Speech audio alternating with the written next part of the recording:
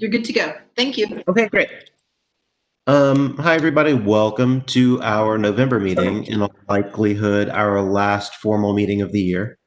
We'll talk about this later, but our December meeting is likely to be a social gathering. So yeah, thanks for your attention and all of the ACAC stuff that has been happening between our meetings here in recent months. So before we move on to other business, why don't we look at our October minutes? Can I get a motion to approve our minutes from October? I so move. Okay. And a second?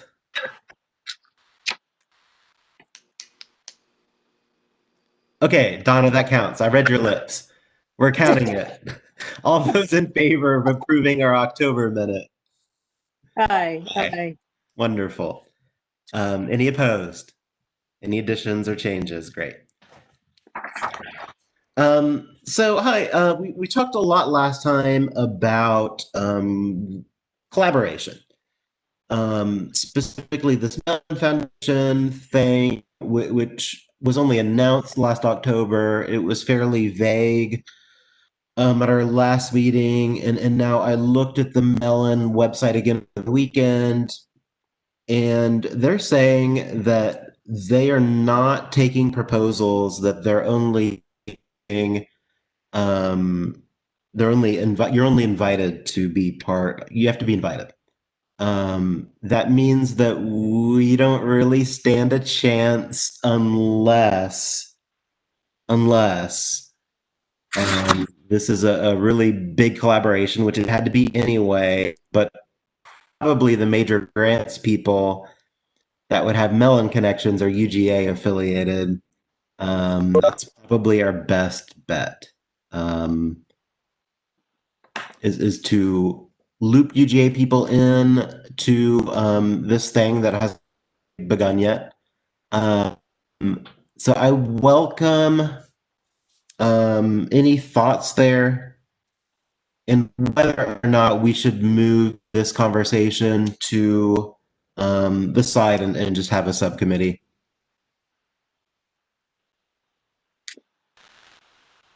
I think go with some initial thoughts, and you're gonna have to form a subcommittee anyway. Excuse my fries, but um, I kind of look forward to this kind of thing because of the other organizations that are going to be participating with it, local and national. I don't know about state level, but I think forming those partnerships, having lectures, having events, I don't know, um, can really boost us and then boost the Mellon initiative.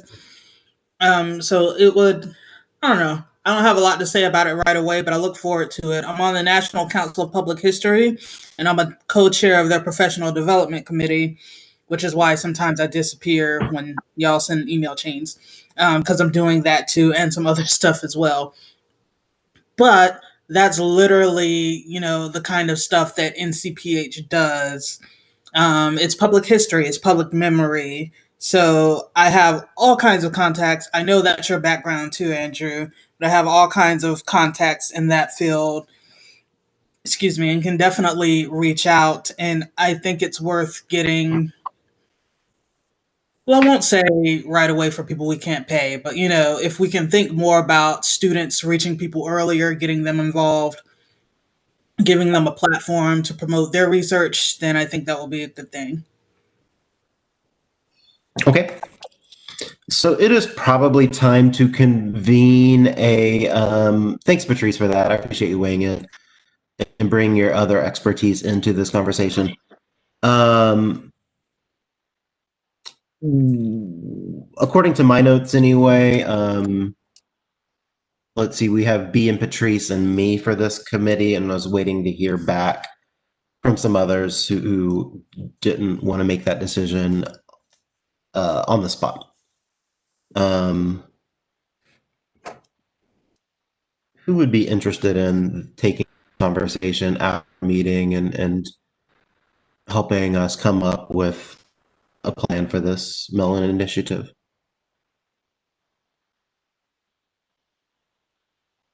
I would, but I don't know if that counts. And again, like this is a long-term kind of thing, right? So we still have time. Just if you are interested, I think, us starting to at least think about how we want to get the ball rolling, which I'm not suggesting we do any of that before January, Right. Right. would be would be something to, I guess, think about. So think about your other obligations, what you have going on. Ooh, cat. And yeah, we'd love to have you. I don't know why I'm talking like I'm heading this, but Sounds like a natural segue to maybe you heading it, but we can decide that later. I do not feel qualified to do that. You are. Yes, you are. Absolutely. We could always have co-chairs for this. Cool. Along those lines, about partnering, we've identified a couple organizations that we would like to make overtures to. Historic Athens, and I have a meeting with that executive director. Hopefully, in the next couple of weeks, we keep playing email tag. Tomorrow night is the monthly meeting of the Association for the Study of African American Life and History, and B and I are presenting, and Patrice is a member of that too, so she'll be there anyway. And they are probably one of the logical partners for this Mellon initiative anyway. And I would like to present that organization, ASALA. It's the Athens chapter of a national organization that's over 100 years old. I would like to present them with a couple collaboration opportunities. I kind of think, looking at our SPLOS 2020 list, the Bethel Homes, the Affordable Housing SPLOS project, which is Bethel Homes, needs local experts on African American history. That's just a fact. People have so city folks as well as even more the developers or the potential developers for the Bethel Homes project have come to us for questions that are out of our wheelhouse, and it's questions about local African American history. I think it makes sense to invite this organization, ASALA, to collaborate, to be stakeholders, to be part of, what we would normally call a user group for this project, and to kind of pass the baton and share some of the work, because we need them, more than they need us. We need an organization like that to guide us through the Bethel project, which is likely to be the second largest SPLOS 2020 project in terms of budget. And I would like to invite them to participate in that, and we need to have a discussion on what that would look like and what we'd be asking of them. But I don't want us to only approach them about this one project. I would like them to be partners in 2 or 3 of the SPLOS 2020 projects. I don't want to just say to this local African American history group, hey, affordable housing, can y'all help us with this one? I want to invite them, if there's interest, invite them to do more than just that. So That's a good idea. That's a good idea.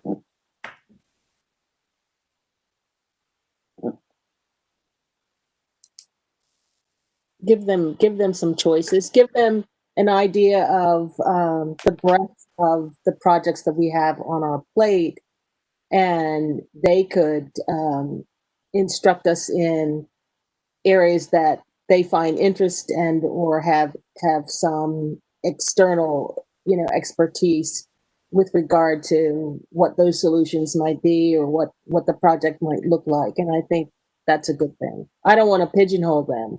I'm sure you don't either. Right. Yeah. Absolutely not. Everybody else, tell me what y'all think. Okay, Holly's echoing what B said. Absolutely. Yeah. Where does collaboration make sense? And what make I don't really know what's going to be involved with this Bethel Homes project. I was part of a workshop a few months ago that they held, but that was pretty early stage. What specifically do you think we should ask of this group?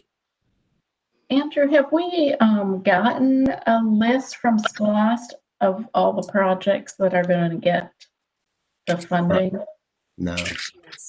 I was told that conversation hasn't happened yet, and that we're part of it. I haven't been part of ACAC this early in a SPLOST initiative, so I don't know how it's gone in the past. Y'all are talking about the next blast, right? Yeah. 2020. 2021. Yeah.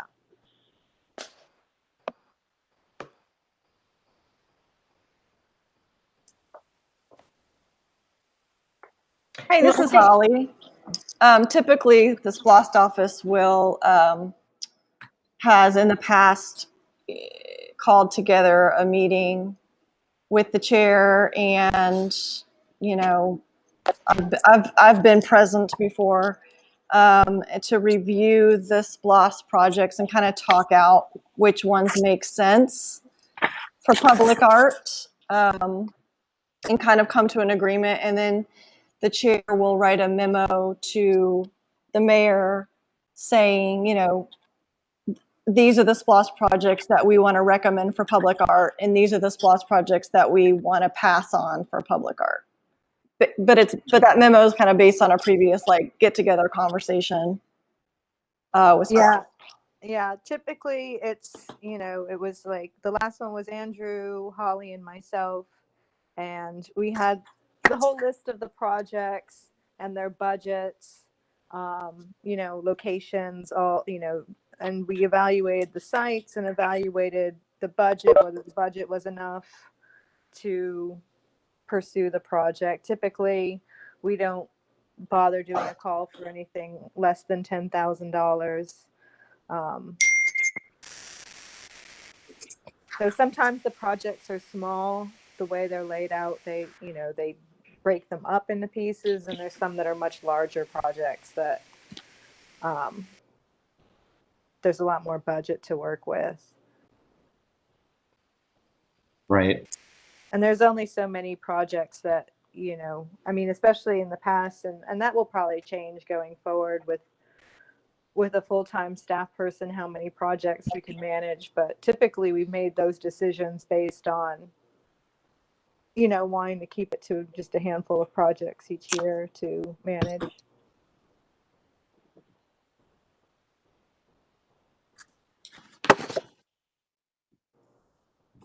I mean, I have a list of the SPOS projects, and I've already made my notes on the ones that probably warrant public art.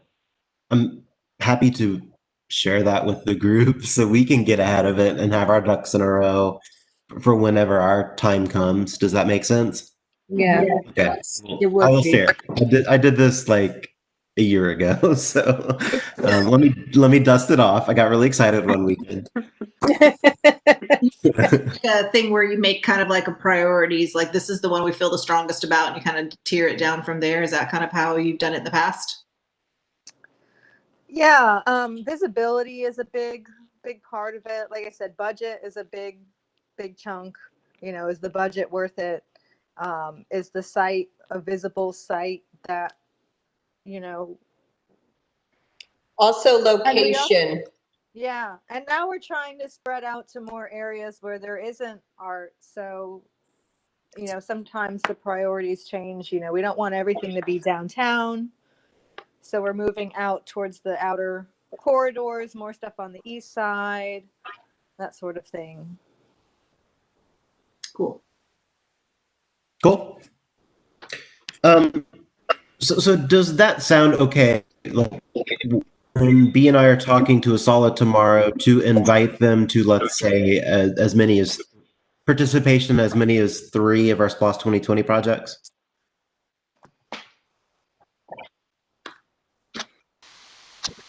I wouldn't really limit it to a specific number. I'd be more, maybe keep it at a conceptual level that there are so many there are, a number of opportunities, and anyway, there's more than one for sure, and many opportunities. Okay.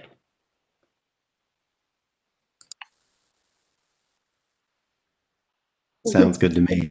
Mm-hmm. Anything else on this note? Okay. Moving on to the UJ task force. As you guys know, 2-ish weeks ago, they had asked us for, they've taken into consideration what we did in September. They asked us for more specific recommendations. So put a dollar, be specific, give us a where, give us a what, and give us a dollar figure. As you all know, we netted out on 6 concepts and, landed on 3. Pick. Here's your menu of options. Pick 3. That conversation seems to have gone fairly well.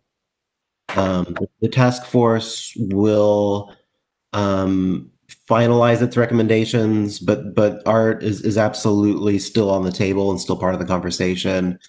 They're submitting their own feedback to the university president by December, and so we might know more December, January, who knows.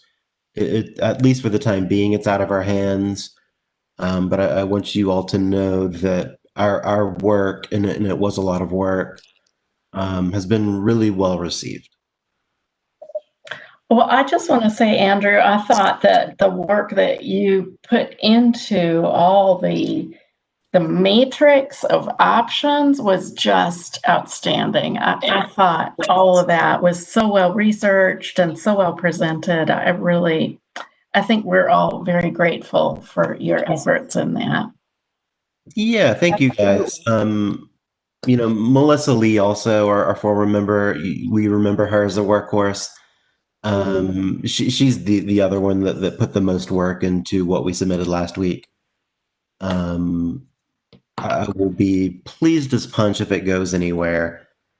What I learned last week is maybe not surprising to some of you, but this 1% for public art thing, we know other cities do this, but what I was really surprised to learn is that universities in Texas, in particular, have been doing this.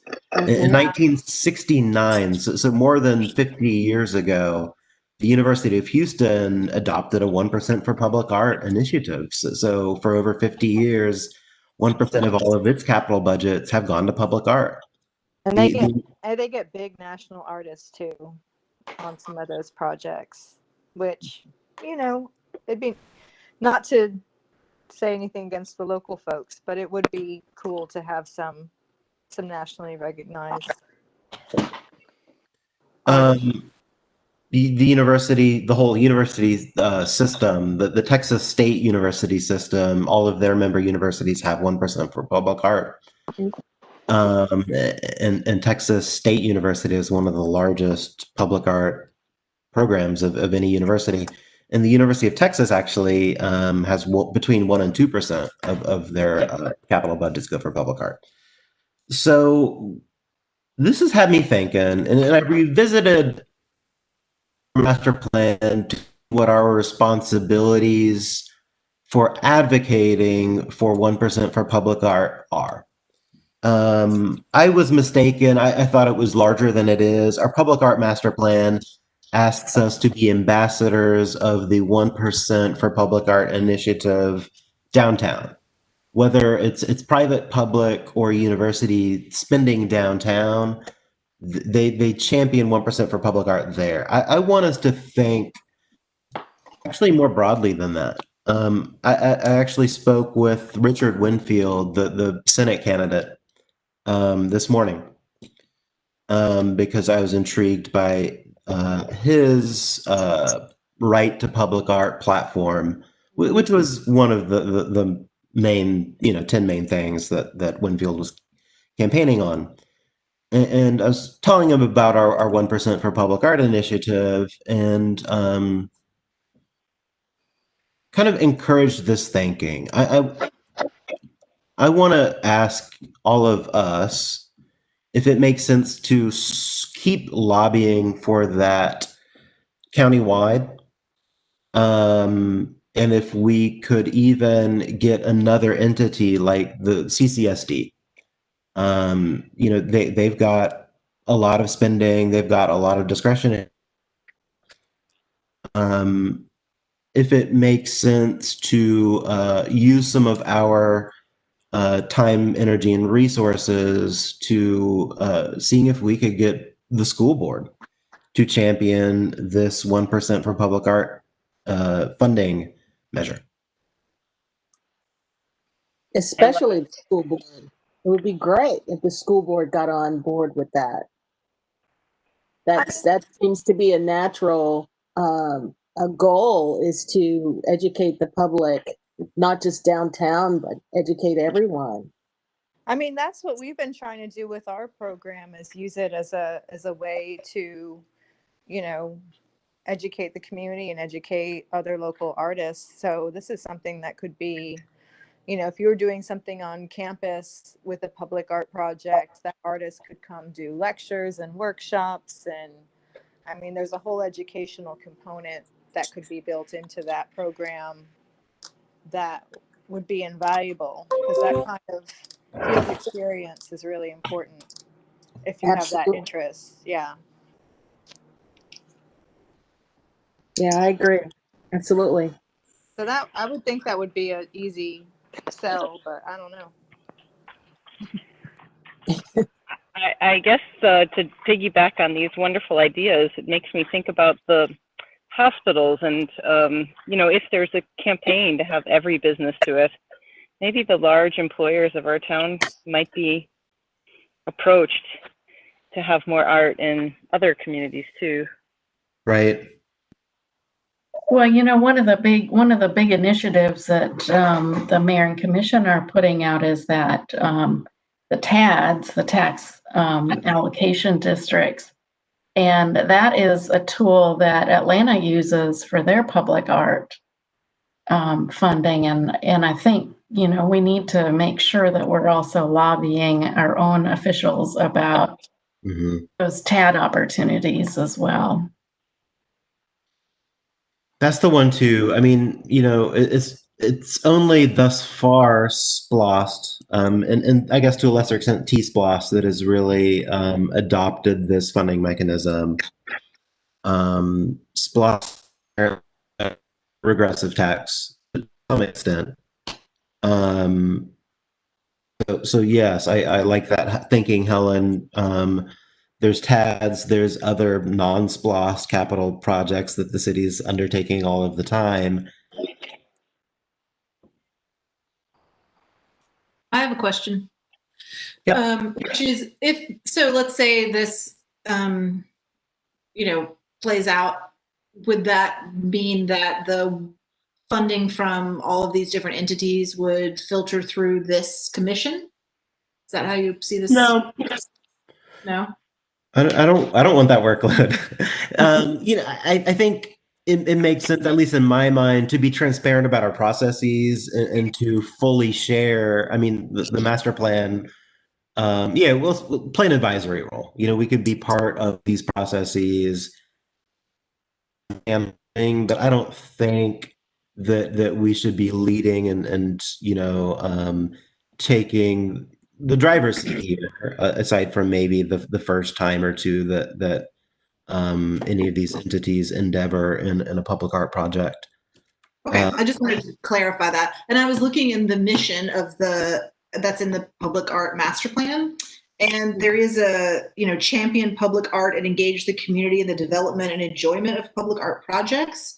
So I just, I think it's important to circle back to like, what is our mission and like what is this commission's work before them. So just something I think that fits. But something to think about, like what would it would be, I think, beneficial to the greater community to offer like a actual action plan for how people could dedicate these funds, because if they run a hospital or a major corporation, they might not have a curator or an arts administrator or a project manager who has the knowledge to do the work. So it might be helpful to help be like, here's what that work looks like. And that can be part of how we advocate for artists, how we advocate for other people in this kind of work in Athens.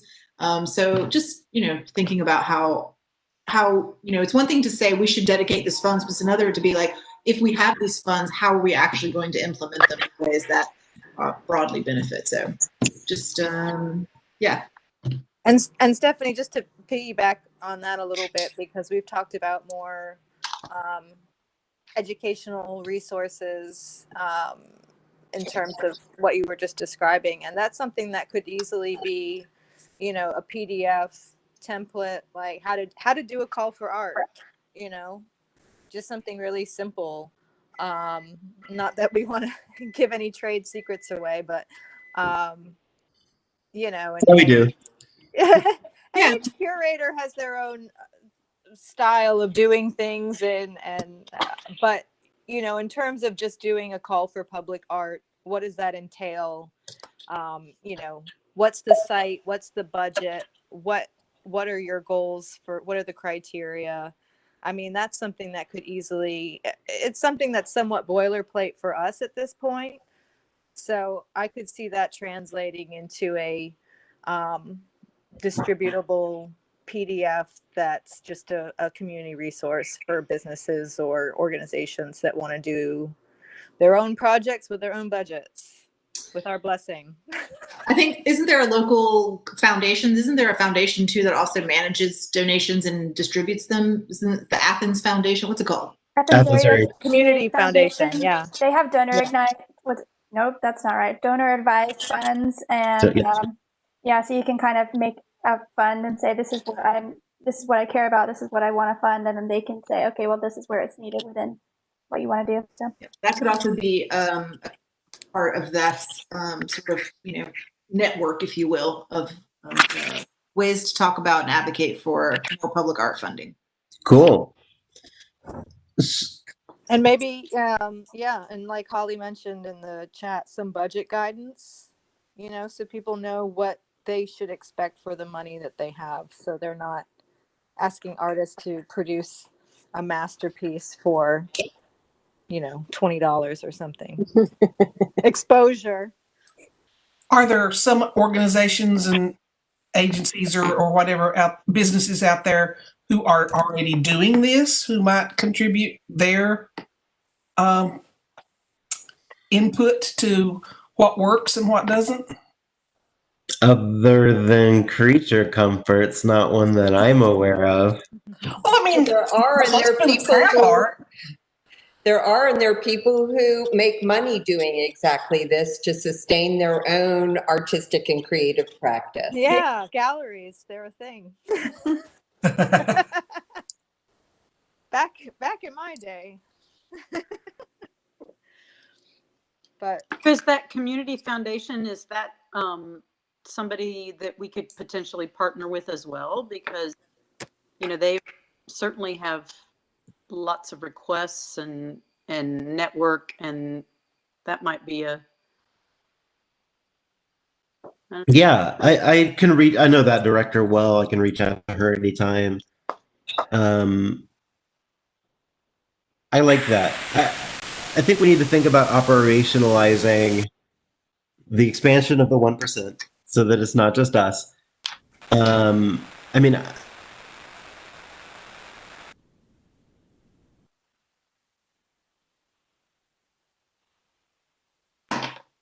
oops.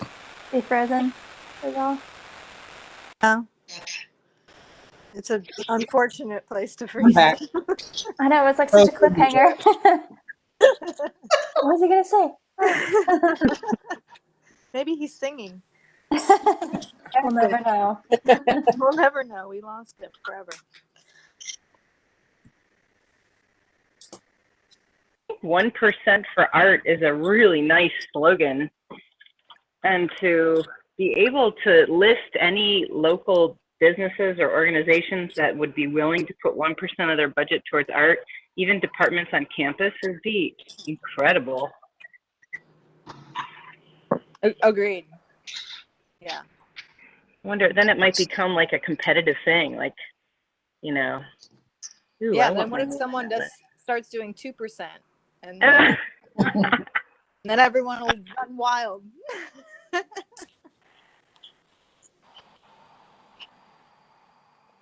To clarify, while Andrew said maybe trying to connect that that short, I'm just getting caught up because I was pretty much out of office, out of touch for 2 weeks.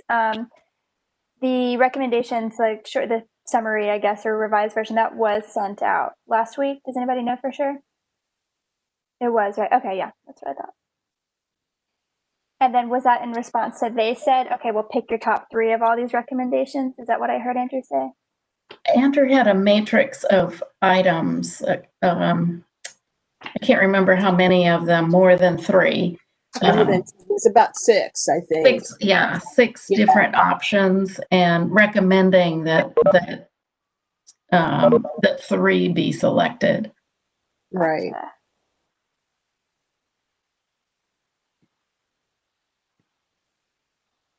Hey, I'm back. What I miss? Clarifying questions. Okay. Did you share the final version of what you sent to the task force, Andrew, in the thread here? I see the Google draft that it looks like. Oh, maybe it has not. some Let me. edits. No, as a Word, submitted as a Word doc. I'll share that with y'all so that you can see, so that we're all aware. If we get invited back, yeah, I'll share that with y'all.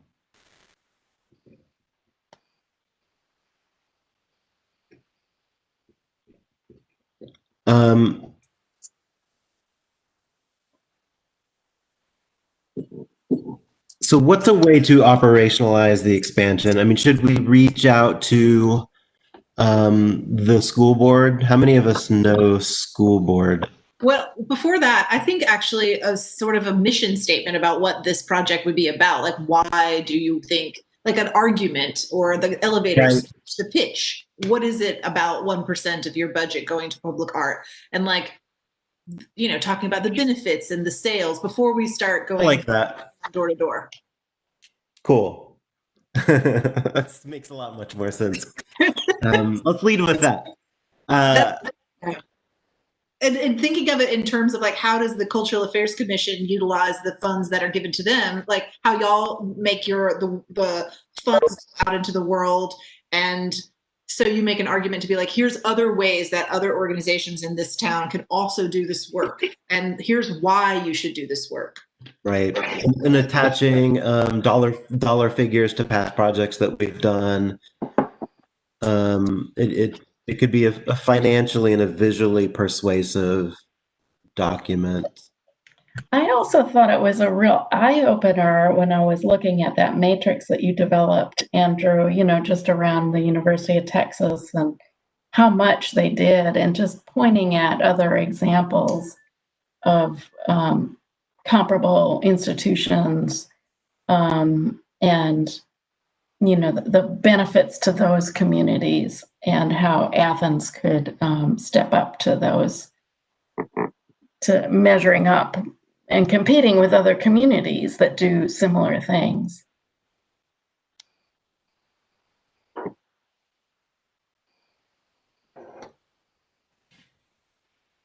Great. Cool. Who wants to be part of this action? I'll raise my hand. Me too. I'll do it. Jan, Beatrice, myself, Andrew. Yep. As in, Who is that?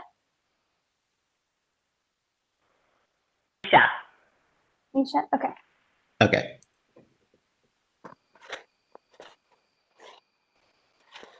Cool. Unlike the UGA stuff, no rush on this. I am still exhausted from last week. Although it gave me something to panic about Monday and Wednesday evenings.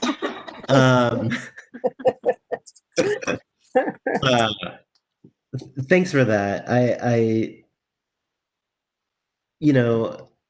now that we have a track record of work, I think it's time to brag upon our efficient processes. So thanks for believing in this vision. We'll see if it goes anywhere, but I appreciate you guys joining this with optimism and enthusiasm and expertise. So thank you. Shall we move on to projects? Okay. Sorry, I'm going to be off video this week, but the quick updates. We met last week, several people to provide some input and updates on our current projects, and I can share with you that the Whitehall roundabout project, Whitehall had a studio, or is planning a studio visit this week, right, Tatiana? Yes. With Joni. And so I know that's going to be, I think, Tatiana and Andrew, but that we could probably have room for one more member if someone's dying to go experience a studio visit. When is it? Johnny's studio is pretty cool. I would love to go. It's not really a studio. It's like a house. It's a big like field of metal and cool stuff. Yeah. Can you repeat the time and date, please? Oh, we haven't set that yet. In fact, she just emailed me today, and Andrew and I are both trying to figure out our schedule for this coming week and figure out a good time to go. So interested in going if I don't have anything. Yeah. So Stephanie, Madeline. I have some questions yet to answer, and we have some stuff to figure out. So I could maybe do that in person. I don't know. Yeah, I would love to go if I could. Absolutely. The main reason for the studio visit is she has some, I guess, some samples of the finish and potential colors of the piece that she wants to show us, and make sure that the sheen is appropriate, because that was a concern with it being too shiny and being a hazard. And what was proposed was like very shiny chrome, but now she's thinking maybe doing like a green color, something more organic.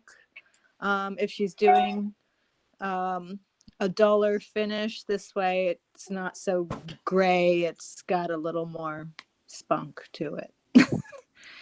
For lack of a better word. Yeah. So that's awesome. The main part of the visit, and it would probably also be good just to get some behind the scenes social media stuff of their studio. Both Rick and Johnny have done a lot of projects with ACAC. And I think just, those who follow along would be interested in, maybe some video and photos of their studio if they're cool with that. And I'm sure they will be. Awesome. Thank you. So, Tatiana, you can follow up with Madeline and Stephanie. Yeah. And was there anyone else who wanted to join before I would absolutely love to go, but if there's room. It's a big space, so I think there's plenty of space for a handful of people to socially distance. But I would too if there's room, but I don't want to. Darcy? Yeah. Okay. Yeah. Yeah.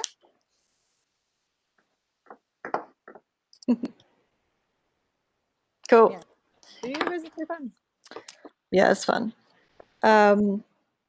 Okay, and so, but otherwise, her contract is nearly complete. Yes. So I think maybe just the insurance or something still needs to be finalized. And then on Fire Station 2, we had an update from Aaron Hussey that he thinks he'll be able to do the installation in early December. So we will see, fingers crossed on that. And then next door at Cooperative Extension, I don't think there's any updates on that one. It's just still, coming together, the chicken. But it has definitely, there were a lot more people that kind of saw there's a work in progress because that was one of the voting polls. Oh, it's a voting location. Yeah. Yep. So a lot of questions were generated. And so it'll be exciting when that comes together. I don't have an estimated completion date on that, but Tatiana, I don't know if you know. I don't know for sure. I don't think it'll be too much longer though. I mean, Okay. once he's got the armature up, I think that's probably the most time consuming part. But then again, Yeah. I'll follow up with him and see if he has, updated timeline now that Okay. he's cranking. I think that would be useful. I mean, if we're gonna do an unveiling, we might. I suppose we're gonna do 2 separate ones, but just I to mean, make I both special. anticipate post holiday for both these Yeah. being done. Yeah. So definitely Spring. not. Yeah. Yeah. Not something we need to worry about. No. 2020. No, definitely. Okay, cool. Yeah, that'll help get a But we'll timeline. have to get creative with our unveilings. Yes, that'll be fun.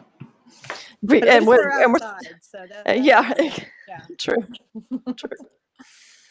Okay, and then for Dudley Park, that one is also moving along. We had the mayor and commission approved the recommended artwork, so that's going to be Krisha Ara's mosaic for Dudley, and that contract is now underway. So that's moving along. Then we have Clayton Street. There was a conference call with the artist Eric Lashinsky. And he's going to be visiting Athens in December. He lives out of town. First weekend of December. I think it's the last football game. He wants to come during a football game specifically to see the action on Clayton Street, even though it's a weird year. It won't. It might not be the usual action, but there's still a lot of action. There's still a lot of action. Yeah. So he's going to have a walk around, see how people interact with the spaces along Clayton, and to probably, I think Linda and maybe David from the Downtown Development Authority are going to accompany him. And so they might be knocking on some doors of businesses. I don't know. Correct. Get some input from folks. And then we're probably going to need to do some public engagement, or the artist basically will, but he'll probably want our help to do some public engagement, after the holidays and after his visit. Yeah, I propose doing a virtual public feedback session with him sometime after his visit, which will probably need to be post-holiday, where he can show photos and any mock-ups that he's done. And, him coming here, he'll have a better idea of refining his concept.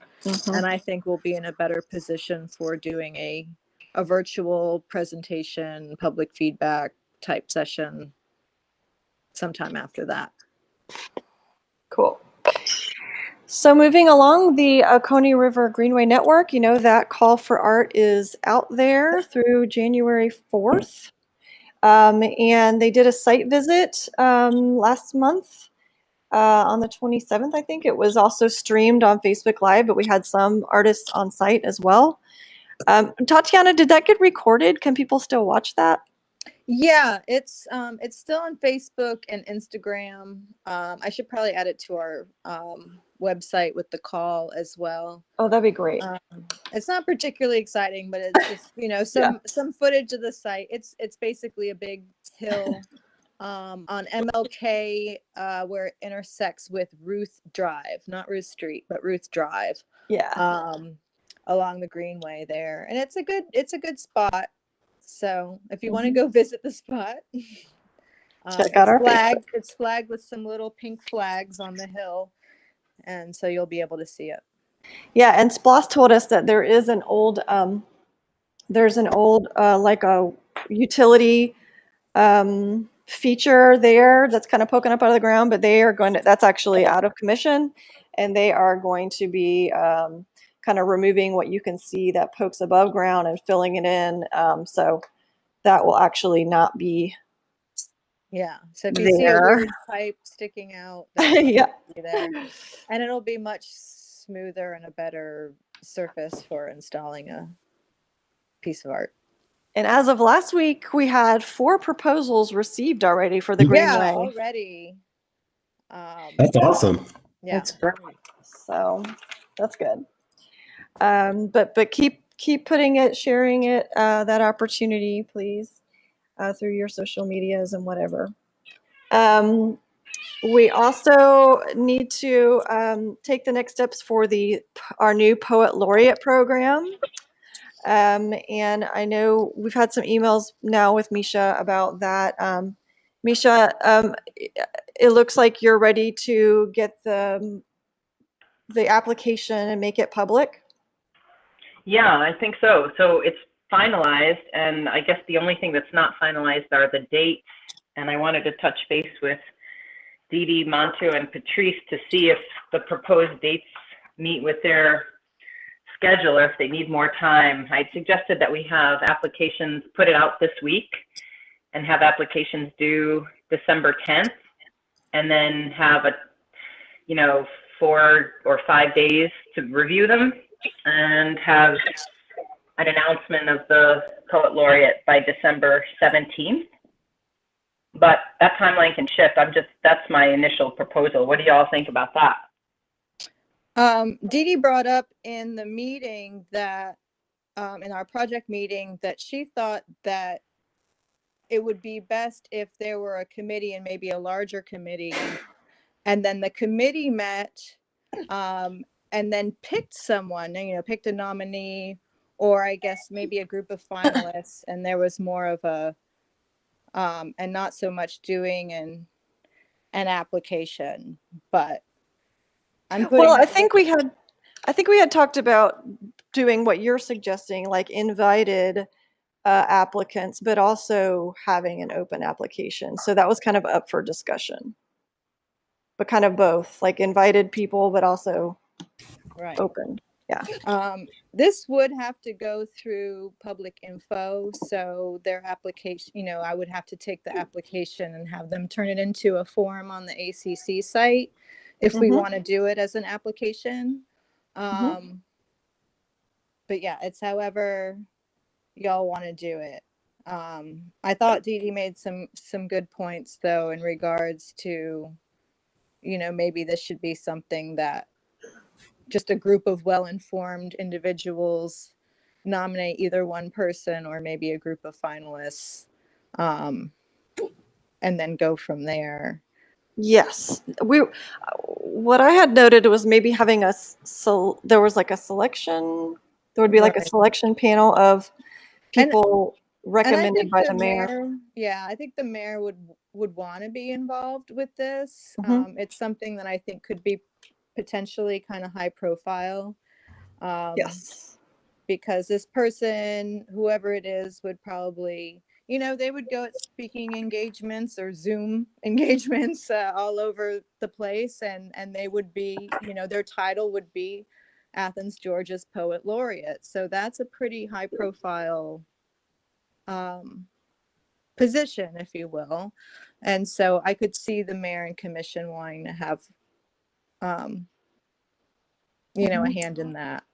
So has ACC written to mayor and commission as to their intentions of this program? Yes. They have. Has the response been? Well, we didn't put it on the agenda, remember, because we didn't need to. So it's more about, I can't remember if we've sent an intention letter though to the mayor's office about it. Okay. Maybe not. I don't know, Misha, what? Well, I guess kind of worried. I think there's several things up right now for discussion. One is whether there should be an application process at all, whether it's a nomination versus an application. So I'd like to discuss that separately from the issue of ACC. I've been kind of on hold because I didn't think it was my place to go to the mayor and commission. I don't know the mayor.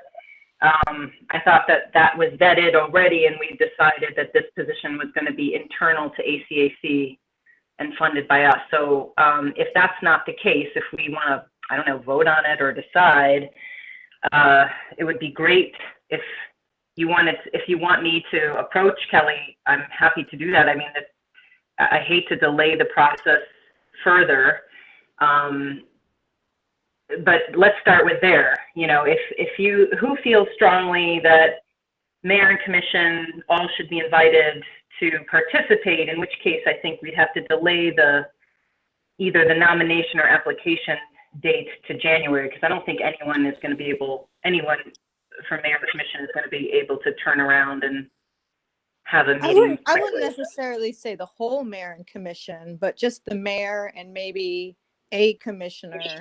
I mean, someone like Mariah would be a perfect addition to the committee, I think. What budget is this coming out from?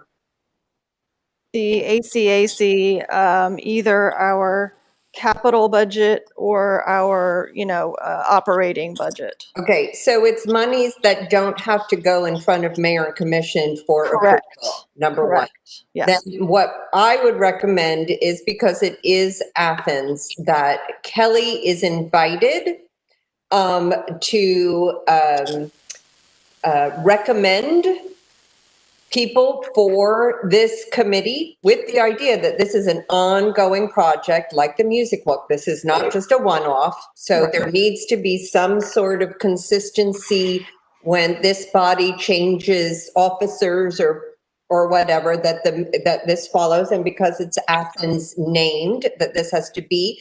Now, ACAC certainly can recommend the people to be on this group, which Misha would certainly be qualified to do that.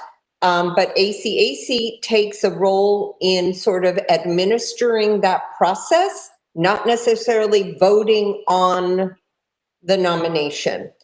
So that was what I was suggesting, that maybe you all would recommend to Kelly Gertz a committee of members that reflected the poetry community, in all regards, from CCSD, somebody in the writing area, whatever you want to do.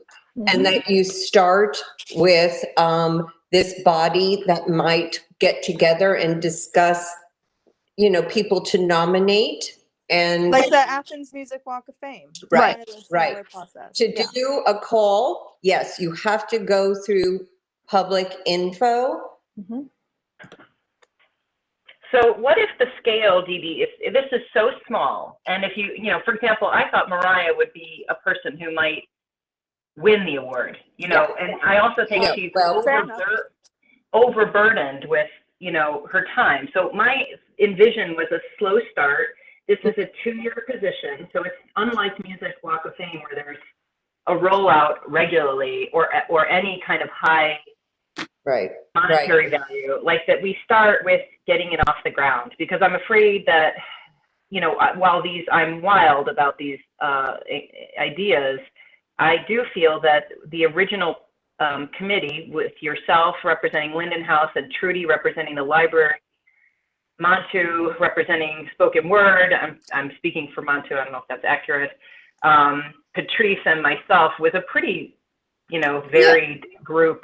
And to just get it going, my wish and recommendation is that we not delay too much longer. But I'm open to following actionable ideas. I just am confused and worried that this is just going to keep delaying the process. Well, yeah. I would say that the key piece is to notify Kelly Gertz and give him the opportunity to add a member or two to this group that already exists. Yeah. With Okay. the idea that it would be Athens Poet Laureate and not just ACAC Poet Laureate. That's the only purpose of that. And that's a pretty simple thing, right there. And he could just say, yeah, this sounds great. You know, And this he committee. He's very approachable, and I could approach him with this if you'd like me to, or Andrew, or whoever. Oh, I'll be happy as chair to follow through. I just want to get clarity on dates now, because I think that having this completed this 2020 seems unrealistic with the holidays and the runoffs. And so perhaps if approaching Kelly, that maybe the application deadline should be somewhere towards that last week of January, with maybe a review and decision making in early February. How do you feel about that group, particularly Montu, Patrice, and Dee Dee, about having maybe an application due January 26th, when all the election stuff, the Senate has been done, or January 19th? Is there any way, because I know we don't want to delay again, and I don't even know if you wanted me to answer this, but is there any way we could push it to maybe a tail end of January thing instead of a mid-January thing? Because I know January it's not busy, but it is. So just thinking about the timing. It's when the call gets posted versus the deadline, because you don't want to have too tight of a window. Okay. Right. So if we have it announced anytime very soon, it can't be announced without a deadline. So I'd like it to be announced tomorrow. Yeah. And I think while I'm interested in that idea of nomination, I really like this first step, letting lots of names come forward and just opening it up, because I don't even know if I know all the poets. People are moving here, you know. It'd be interesting to see who comes out of the woodwork, including the people who I already know personally. So, Misha, that means that your timing is going to be somewhat bound to PIO's timing. So that would be something that if it is a call for applications, then Tatiana needs to get that to PIO. And when they approve it and get that ready, that's restrictive to your timeline, which, you know, that's that. Let me ask you this. Have you written the criteria for this? Yes. Yeah. Okay. We discussed and approved, and that is all written. So Tatiana, would you be able to this week submit it to PIO, or is that something that I do? Oh, no, I can submit that to them. Okay. I guess the only question, and this was brought up in our project meeting as well, is, you know, the idea of a poet laureate, and this is not my wheelhouse, Misha, I know this is your world. But shouldn't it be someone that is well known, you know, that has some prominence? So, well, that's all in the criteria. The application, you know, specifies that. There are many poets in the community who have at least one book publication, or, you know, in Mariah's case, spoken word. I don't know if you call it a publication, but her lingua franca work is so highly visible. That is included in the criteria, and we would select, you know, it may be that someone like. No, I'm just concerned that the poets most deserving of this title are going to be too busy to even bother applying, and this would probably be better as a you know, a group getting together and working together to find a nominee. That's my only concern. Well, I think that's where the committee, you know, myself included, I do have relationships with the people who would be applying. And so you know, and as I'm sure, I would hope those of us on the committee do have that. So I was in my mind. I think you all know enough of the prominent poets where you could make a nomination that reflects the community. No? Well, so here's the issue with that. First of all, there's not precedent. When you look at the other poet laureate city positions around the country, it's generally by application and not by nomination. Okay. Right, right. So that's first off. So it strikes me as strange to do the nomination. Secondly, this is not just about the stature of the poet and their professional experience, but also to the extent to which they want to have a public project idea of how to bring poetry's, heighten poetry's presence in our town, which could come from someone with less publications, but who's motivated, like David Oates, who runs the radio program that we have in town on poetry, or Sabrina Oramark, who isn't yet faculty, but has like these incredible experience. So, I think it's also going to shift who wants this. And I don't think the application is so onerous. And writers are pretty good, unlike maybe some of the visual artists. I think that the poets are pretty experienced in writing up applications, at least the ones that I'm thinking of. So I'm not too worried. And I suppose if we don't get applications, then that's on the committee, that we haven't done our work of getting it out there and soliciting the people we'd like to see in the position. Right. I think we should do a mixture of, the PIO, getting the application out there, but also making sure that we're directly inviting people to fill it out, that we feel, qualify. Yeah. So, are you guys thinking, does anyone in this group have particular people in mind that you'd like to see that have been mentioned or haven't been mentioned yet, that you have relationships with, that you'd like to see apply? Yeah, I definitely do. Okay. Cool. Celeste, she speaks. She's amazing. Y'all know her? Mm-hmm. Yeah. Celeste, Life. Life seems like but see, that's the thing. Like, I think of someone like Life, and he's so busy, and he's, doing so many projects. Like, is he going to take the time to fill out an application, or is he someone that would want to be invited?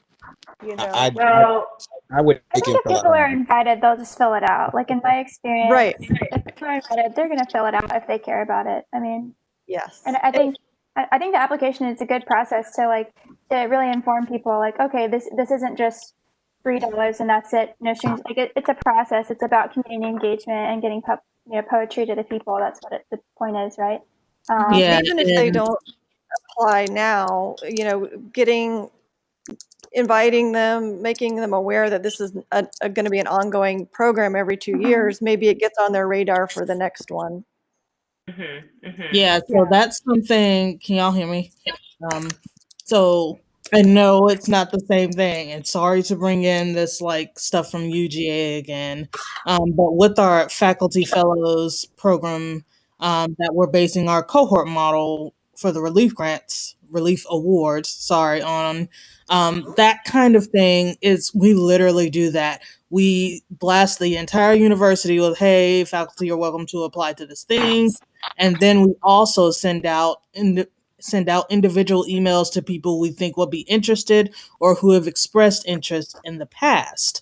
So I think going the route of doing both, because I don't know any poets. Well, not here anyway. So that will be a great way for me to learn who's actually out there and to get to know more of Athens that way. And for us to be able to build relationships again, it keeps coming back to that, right? Just like we did with the Relief Award, we've touched base with so many different artists with the COVID Relief Awards, and I think it's phenomenal to be able to do that with other projects that we do. So yes, I like the nominating thing, but that seems a little limiting on this end. Yes, that creates more work for us, but I think we'll be able to handle it. April is Poetry Month. It'd be great if we could release the name of the poet laureate in the month of April. Shy of that, I don't see any reason to rush the process. And I could hold an information session in January and February with, letting people know what a poet laureate is, and for those that, in a similar way that Dee has educational events at the Linden for artists and artist grants, I could hold something with Trudy at the library, and as much as people were interested, or Zoom, I guess, because of COVID. Maybe have people text me. Or Yeah. That's a great idea. Yeah. It would be great to have a little, once the application is out there, you know, just like some of our other projects, we'll typically have like some kind of a public information session about it. So if you want to do that,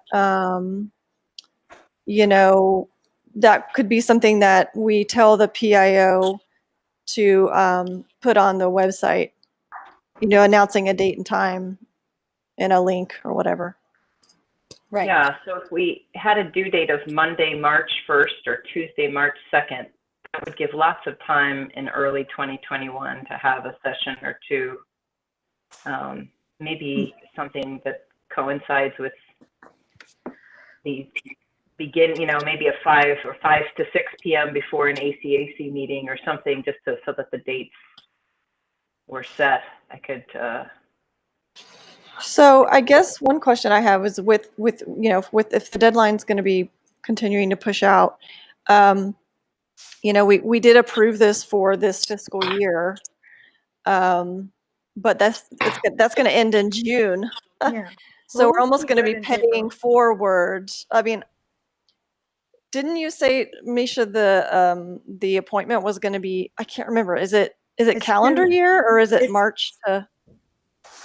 It's 2 years, right? Right, it's 2 years, but Years. To April, they could get their first installment right away as their initial award, because we'd said that the payment wasn't going to be a lump sum of 2,000, but was either going to be quarterly, or we could do it to 2 payments, 1,000 when they get the award and 1,000 at the end of their term, maybe, you know, something like that.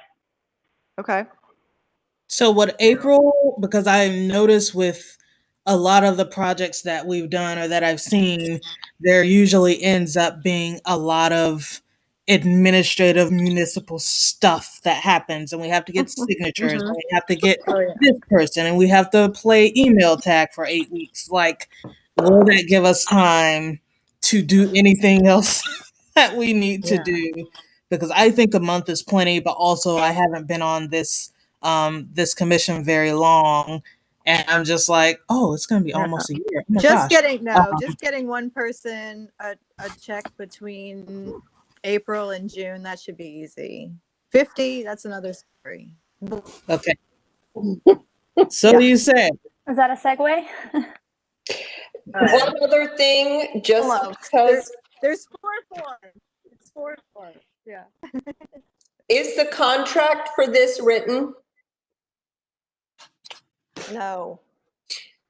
Maybe, you know, the contract could be prepared before so that there's lesser time in between. That would be fantastic. I have known nothing about writing contracts. Is anyone able to help me with that, or? Andrew's done a little bit. I think we need like a boilerplate. But this will be something very different, because all of our projects or all of our contracts are really based on physical art, which is a problem as we do more event-based and temporary work. Hence why I brought it up. That's something that needs to be worked out, but definitely something to consider in the interim, and to how to make, you know, because like I said, just most of our contracts are for permanent physical artwork and not, I don't know if this would be like contract labor or how they would look at it in terms of contracts. Stephanie, is that something you can help with, like to get a boilerplate from the lawyers that's more service-based? I can, but we'll probably need to something to base it off of. Like, I can't ask them to write it from scratch. We'll be waiting forever. So I'll have to see if we have something that's close to what we're asking and explain all the dimensions of what we're trying to get at. Contract labor, paying someone for their service might be a better way to approach this, since the work is basically intangible. And also it would be like paying them to do to be there for an event or to provide like a reading or an educational component, that would maybe fall under contract labor. So yes, we definitely. would probably have to have like a certain amount of hours, allocated, kind of like the way we did Broderick's contract for the mural. Mm-hmm. Yeah. It could be, it could be also a performance agreement. Yeah. Which might work better than contract labor, Stephanie. Can it not just be like like an award? Apparently not. No. Is that part of the gratuities? And it's likely because we're on a fiscal year, it will have to be done twice. Okay. I don't know if I can like help with this, but I might have some helpful templates to pass on to Stephanie or whoever is appropriate for this, because I did a lot of research earlier this year, more so about like how to do like artist residency contracts, and I found something cool that was about something like what we're talking about, where like the big outcome, the major goal the major outcome is like engagement with the community somehow, and it was specifically for like cities. So I can just pass that on if I can find it. It might be helpful. Yeah, that's great, Madeline. Thanks. And I was going to say, Misha, if you know any colleagues that have facilitated a similar program, if they're willing to share a sample contract, I don't know if that's... I was just going to say, I know the poet laureates of a couple of cities, so maybe I can just get them to get me copies of their contract or something. I mean, if they're bingo to do that, they can just take out anything personal, wad it out and just give us the meat of it, and then we could base it on that. That would be great. That sounds great. I have written a few contracts for the library that are based on ACC government independent contractor contracts, what I'm talking about, that I based ours on the counties. So, I mean, I'll look back and see if I have anything that comes close to being a template. And it's like any programming type stuff, I guess. Yeah.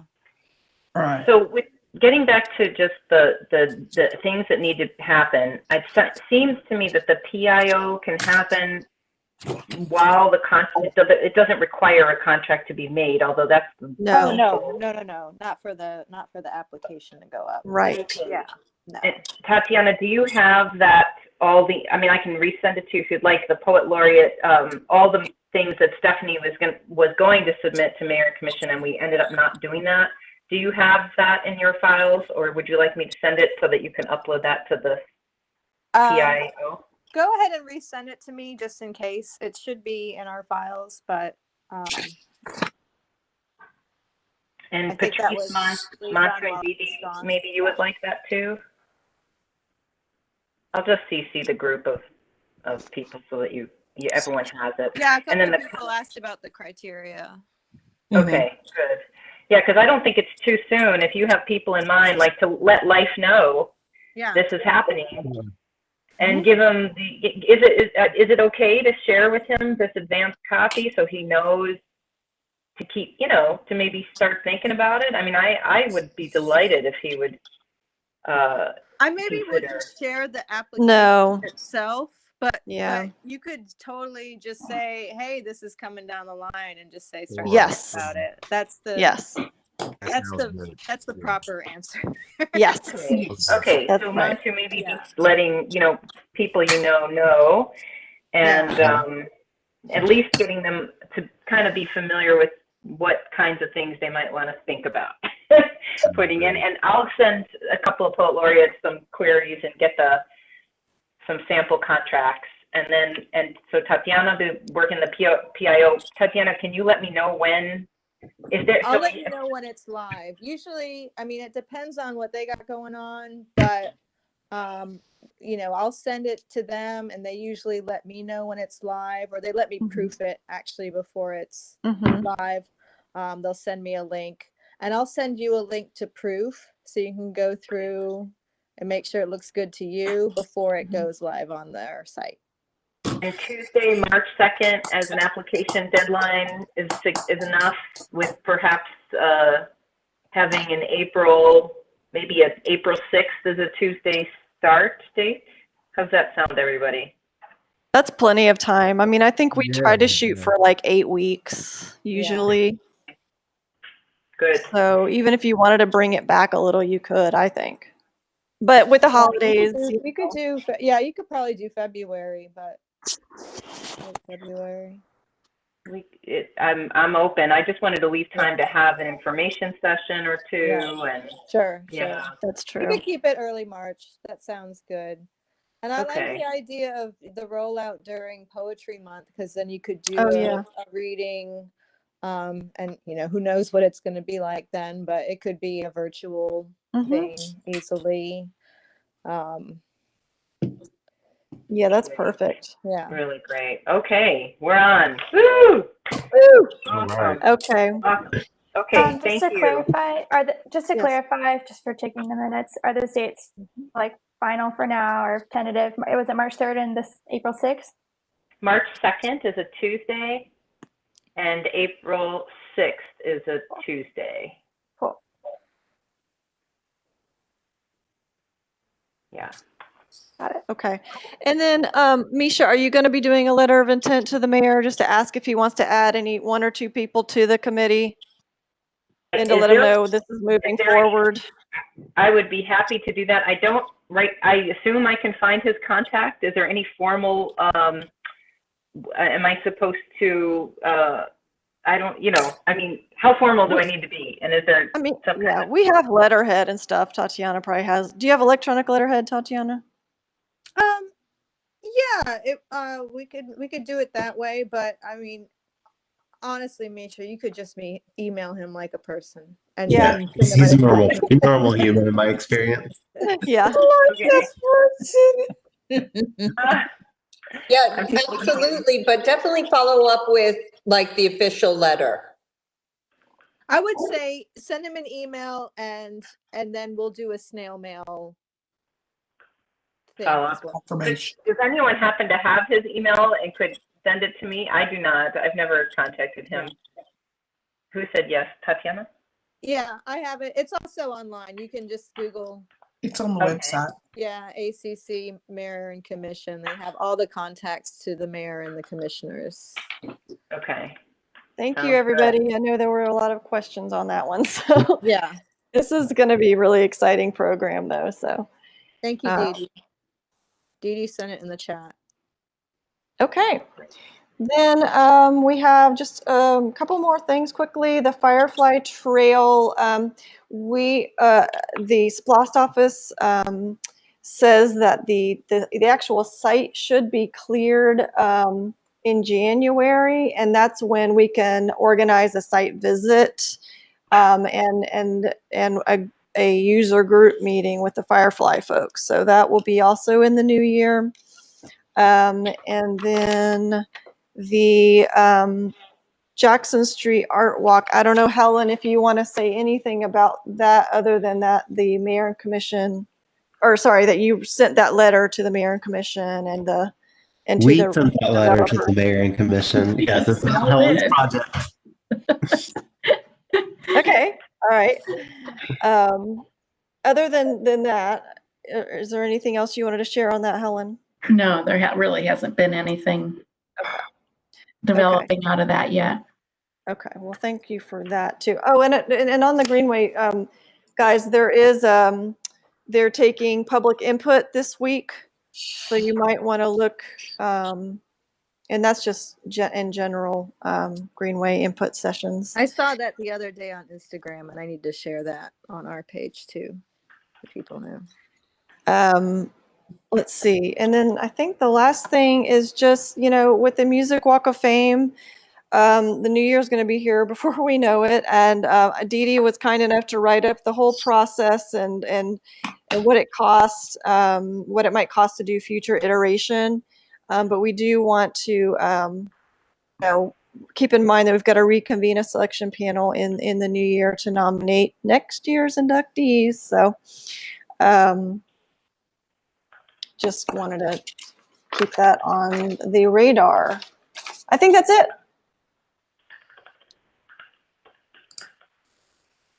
Sorry, just to clarify, for the Jackson Street Art Walk, was there an update? There's just, I guess the ACAC sent a letter to Mayor and Commission and to the Bethel Homes redeveloper folks to let them know about our project and maybe where there are some points of contention with their proposal. Gotcha. So things like that. We commented on the proposals. And we sent those out. Yeah. Yeah. And we sent those out snail mail. When was that, Helen? Thursday, Friday? It was like, so yeah. There should probably be getting now-ish. And then I know several of us too gave public input when they were taking it, I don't know, a couple of weeks ago. So thanks everybody for that too. Thank you.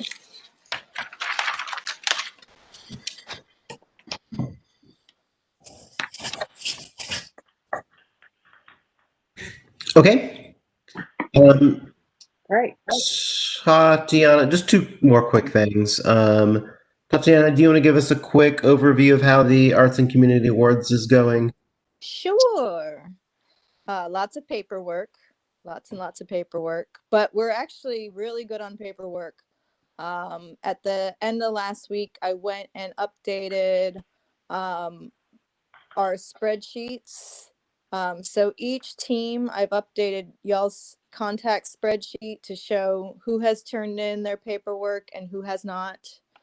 I did a few days of office hours at the Linen House, and I sent that info out to everybody. So if anyone needed things printed, we also have a notary there. Shannon has been really amazing helping notarize the save affidavit. That's just something that we need to verify people's identity in order for them to get on the vendor list for finance. So there's 4 forms that are marked on your contact spreadsheet. So if there's a Y, that means yes, they have it in. If there's nothing, then they don't have it in. For the most part, we're looking pretty good. I'm going to work with Stephanie to start batching those contracts and getting those to the mayor's office. Yeah, I have a meeting about that tomorrow, so don't do anything before we talk about it, because I'm good. I'm trying to shortcut it if we can, and I got a little more time to finesse it to see if we can make that happen. That works out great because I actually have a stack of physical documents that I need to scan and digitize to add to our everyone's documents, because some people emailed their documents and some people came and filled them out with Shannon and I at the Linen House past couple weeks. So either way, whether they did them digitally or physically, I've notated it on that spreadsheet, so you can take a look at your groups and see how they're doing. Not to brag too much, but Montu and I are winning. Saying we're missing one document from one person, just one. So just a humble brag. Sorry. There's some of y'all that are on our tail, though. I mean, maybe we should have a prize for whoever's team gets all their paperwork in first.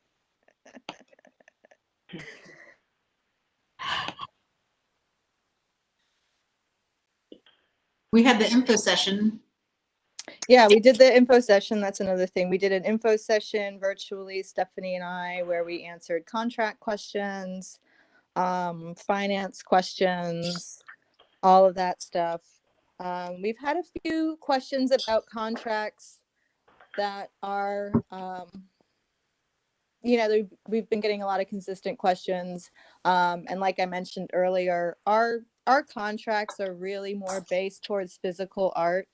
So there's a lot of verbiage about physical permanent installations in our contracts that don't apply to things like events or installations or other temporary, more ephemeral things.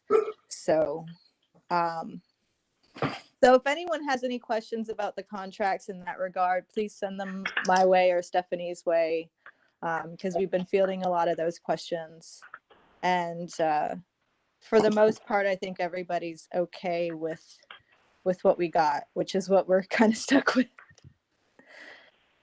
It's good though. It's good information to like have these conversations to learn about how we can improve our communication, how we can improve our contracts. And so I've actually really appreciated that some of artists had,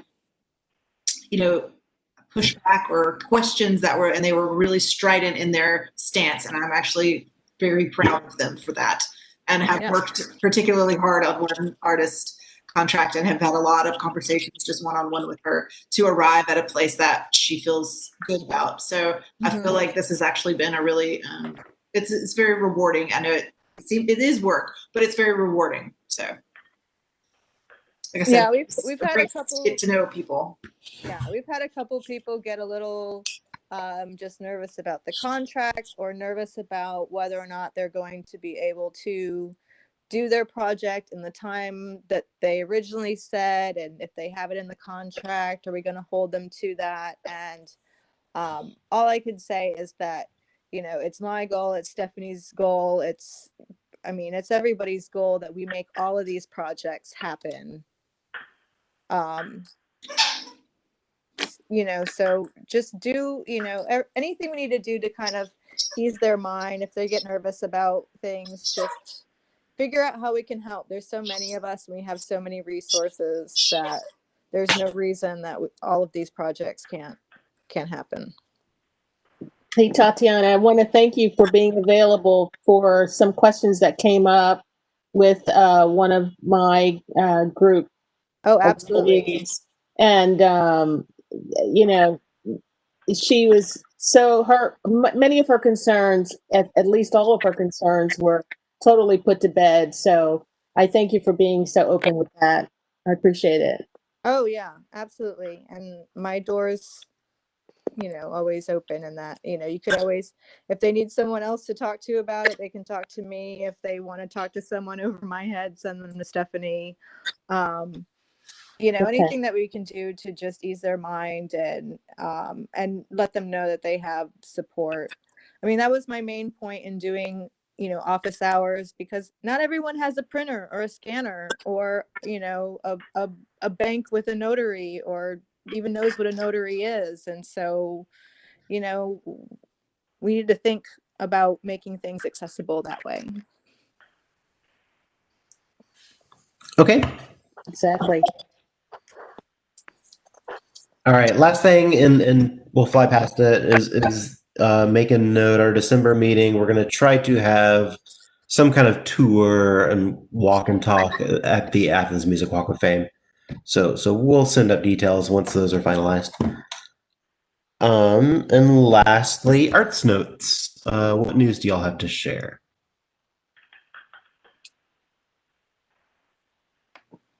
I'm in that very short show at the Zuckerman. It's Art is Activism. It's only going to be up from the 11th to the 20th. I have 2 pieces in there. Yay!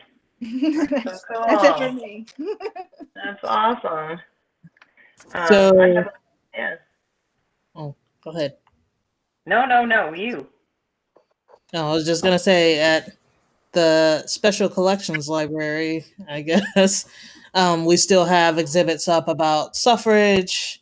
I think that's for the Rare Book and Special Collections Library. And then in the Walter J. Brown Media Archives and Peabody Awards collection, we have some Ted Turner stuff. And maybe guess why on that. And then in the certain senators named after Library for Political Research and Studies, there is a new exhibit up called Election 1980. It is fascinating. if you want to have some like real sitting with yourself about what just happened in America, then that one has recently gone up. So that was the cool thing. The Sign of the Times political poster exhibit didn't stay very long. It was a traveling exhibit. It was amazing. It was ridiculous. It was awesome. But it's gone already. But election 1980, all kinds of Jimmy Carter, Reagan, all of it is there. It's insane. Where is that? At the Special Collections Library. Oh, the Special Collections Library. I just visited there. It was fantastic. It was so informative. And of course, along with the Music Walk of Fame, all things pylon. Yeah. Oh, I really want to see that. Oh yeah, the So, pylon yeah. exhibit is up. So sorry about that. But the Georgia Music Hall of Fame stuff we're trying to do better about. So visit. Yeah. We have Third Thursday, which is, you can get on Eventbrite, time ticketed. Derek Faust is talking, Kendall Rogers, and Andrew Zawacki, who is a poet and professor at UGA, and they'll be talking third Thursday, 6 to 7 p.m. or 7:30. That new chair exhibit at the Georgia Museum that I am dying to see because I love chairs. So good. It is really incredible. And the November 19th, I don't know if you have seen the climate change artist Sunday, who has the most marvelous performance art experiential exhibit at the museum. And she's speaking on November 19th at 1 p.m. by Zoom. And nice. It's going to be, it's so visionary. I highly recommend going. And you can only enter Georgia Museum on Thursdays, Fridays, and Saturdays, I think. It's not open the first part of the week. Yeah, that's right. And there's a book talk. Montu's going to be on the panel Thursday evening. Cool Town with Grace Elizabeth Hale. Awesome. Where, or Zoom, or? Right, Montu? Yep, it's gonna be on Zoom. Yep. Oh, share the link. That would be great. Yeah, just put the link to sign up in the chat. Oh, okay. Oh, you on it? Okay, I was just looking for I'm on it. It's been on my calendar for a month. I'm kind of just reading live an email that I got from Mark Callahan at the Dot, but there is, let's see, Silas Monroe has a talk, I believe it's called W.B. Du Bois, Data Portraits, Visualizing Black America, this Wednesday at 3 p.m., hosted as a Zoom webinar, and you just have to sign up. You can do it through the Facebook page, and then you'll get sent the sign up link. Yes, I think I'm supposed to possibly be giving comments during the Q&A. Nice. I don't know. The book is on my desk. We'll see.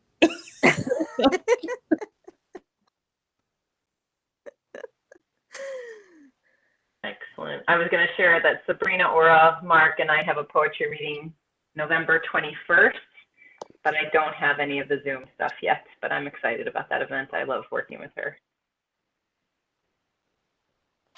Are you going to post it on Facebook? Yeah. I'm not sure. It's an invitation from the Congregation Children of Israel, so it may not be publicly accessible. I'm just not sure.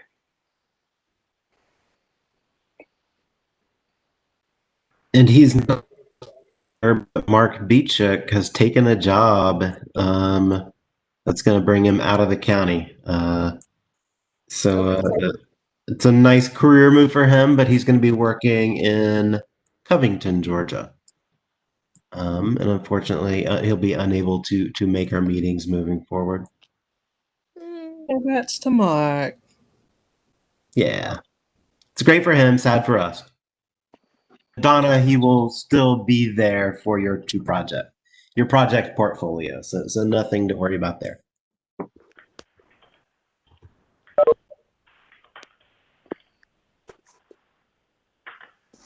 Okay, well, if there's no more news, that's our monthly meeting, y'all. We'll see you probably at the Athens Music Walk of Fame in December. All right. All right. Thank you all. Thanks, guys. Good seeing you. Thank you.